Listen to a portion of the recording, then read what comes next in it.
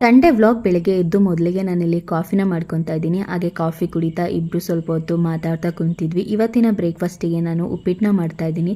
Simple ಆಗಿ ಬೇಗ ಆಗುತ್ತೆ ಅಂದ್ಬಿಟ್ಟು ಉಪ್ಪಿಟ್ಟನ್ನ ಮಾಡ್ಕೊತಾ ಇದ್ದೀನಿ. ನನಗೆ ಬ್ರೇಕ್ಫಾಸ್ಟ್ ಹಾಕೊಟ್ಟಿದ್ದೆ. ಯಕ್ಷಿತ್ಗೆ ಗೊತ್ತಿರಲಿಲ್ಲ ಬಿಸಿ ಇದೆ ಅಂತ. ಮುಟ್ಬಿಟ್ಟ. ಅದಾಗಿದ್ಮೇಲೆ ಅವ್ನು ಯಾವ ಥರ ರಿಯಾಕ್ಟ್ ಮಾಡ್ತಿದ್ದಾನೆ ನೋಡಿ. ನಾನು ತಿಂಡಿ ಎಲ್ಲ ತಿನ್ಕೊಂಡು ಕಿಚನ್ ಎಲ್ಲ ಕ್ಲೀನ್ ಮಾಡಿಕೊಂಡು ಮತ್ತೆ ಇವಾಗ ಲಂಚಿಗೆ ಪ್ರಿಪೇರ್ ಮಾಡ್ತಾ ಇದ್ದೀನಿ. ಇವತ್ತಿನ ಲಂಚಿಗೆ ನಾನು ಮೊಟ್ಟೆಕೋಳಿ ಸಾಂಬಾರು ಮತ್ತು ಗ್ರೇವಿನ ಮಾಡ್ತಾ ಇದ್ದೀನಿ. ತುಂಬಾ ಚೆನ್ನಾಗಾಗಿತ್ತು ಸಾಂಬಾರು ಮತ್ತು ಗ್ರೇವಿ ಎರಡೂ ಅಷ್ಟೇನೆ. ಅದಾಗಿದ್ಮೇಲೆ ಅದ್ರ ಜೊತೆಗೆ ನಾನು ಮೊಟ್ಟೆನೂ ಕೂಡ ಬೇಯಕ್ಕಿಟ್ಟಿದ್ದೆ. ಅದನ್ನೆಲ್ಲ ಬಿಡಿಸ್ಕೊಂಡು ಆನಂದ್ ಊಟ ಮಾಡಿಕೊಂಡು ನನ್ನ ಮೈದನಿಗೂ ಕೂಡ ಊಟ ತಗೊಂಡು ಹೋದ್ರು. ಅಲ್ಲಿಂದ ಬಂದಮೇಲೆ ಅವರಿಗೆ ನಿಂಬೆಹಣ್ಣಿನ ಜ್ಯೂಸ್ನ ಮಾಡಿಕೊಟ್ಟಿದ್ದೆ. ಅದನ್ನು ಕುಡಿದು ನಾವು ಸೈಟ್ ಹತ್ರ ಹೋಗೋಣ ಅಂತ ಅಂದ್ಬಿಟ್ಟು ಹೋದ್ವಿ.